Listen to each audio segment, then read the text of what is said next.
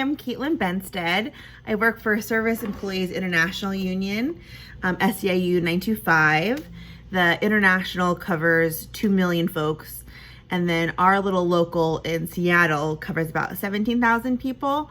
And we represent childcare workers, K-12 workers, and people in different nonprofit sections and at the county, and then workers at the University of Washington.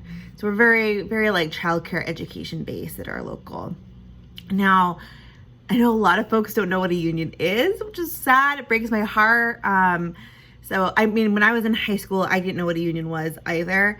I would hear the words sometimes, but it kind of like went over my head. So folks who don't know what a union is is for like a group of workers who unite together to organize over workplace issues and make improvements in their workplace. And labor unions just fight for economic justice and social justice nationally. It's all about making families thrive. We just want folks to do well together overall. So that's where I work. My job there is a communications.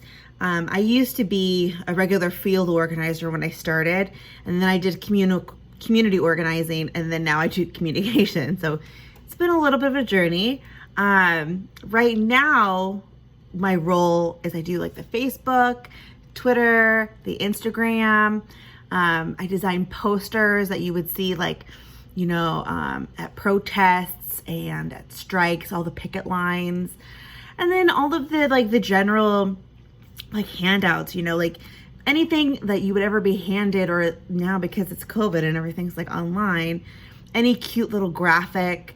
My section of comms, I call myself like the pretty department because I like things to make pretty and cute, but I also I do not like to read things that are boring. And so I have my coworkers give me materials they're like, this is a paragraph or a letter, right, that I need my members to have.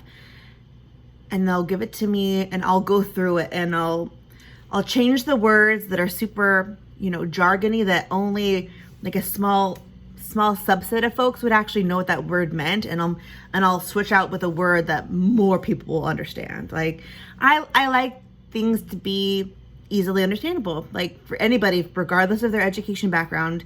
I don't like people to feel left out. So I'll make it easy to understand, and then I'll just try to make it shorter and more enjoyable to read. We have too many boring things out there to read as is, So that's what I try to do. I spruce things up with the communications department.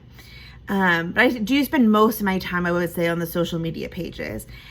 And with that comes like my favorite part, which is memes. Memes are the best. So I use memes to balance out kind of like the emotional mood of the page, because we'll post a lot of like updates on here's what's happening in bargaining, we're fighting for hazard pay, and this is happening, or this is happening in the news, and right now the news is really bleak and not cute, So I'll put in a funny meme that's relevant to like the work, or something like that. It's not like completely off the wall. So that way there's some levity. People can laugh in between everything. And I'll also use memes as like pointed, right? So after the Bernie meme, there was the inauguration, Bernie and his mittens hit, and I was like, I'm hopping on this with the quickness. And so I immediately inserted that into an issue that we were having with the University of Washington. And it was like, waiting for XYZ, and it just slid in perfect. It was snarky, but just that perfect note, And so got that up, and it was great. So we do lots of targeted memes as well. They're just delish. I mean, sometimes things will be too spicy and you have to tone it down. And I think that's actually what I like, is where you're testing the limits on how far can we push something, not push something. And it's that creativity element.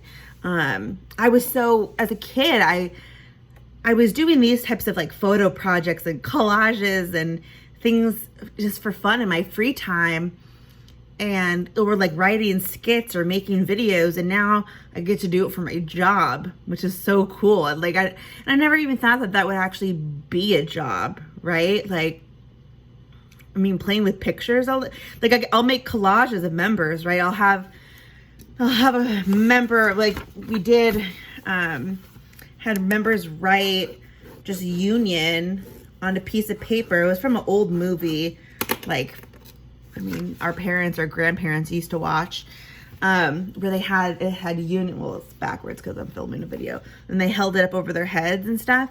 And our members just took tons of these photos, and I made a big old collage of it.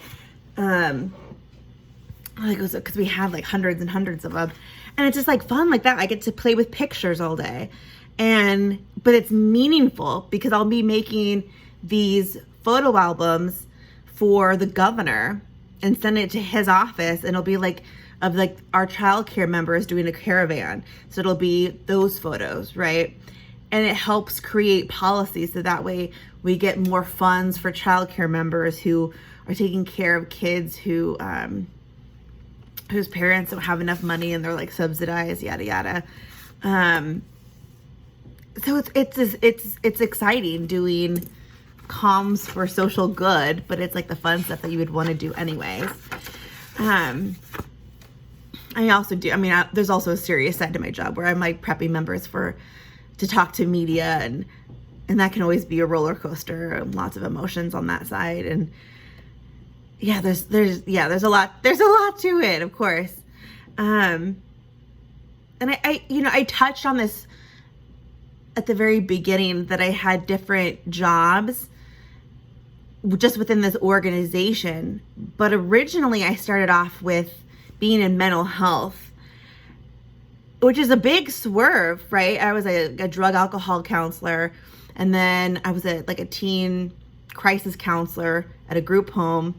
And then I got into this. I do not have any background in communications. I didn't take any graphic design classes ever. And that's all I do now is graphic design for the most part, and like social media stuff. My advice is don't feel so stressed out that you have to lock in your career right out the gate. Like I was so stressed out by that when I was in high school. I really thought I had to have it all figured out immediately. I come from a really poor family, so I wasn't going to have a safety net with my parents. So I was like, this is it. I gotta be rolling quick. And it ended up not being the case. I've seen that with so many of my friends. So many of my friends have switched careers, and I just never thought that this actually would have been my path. And it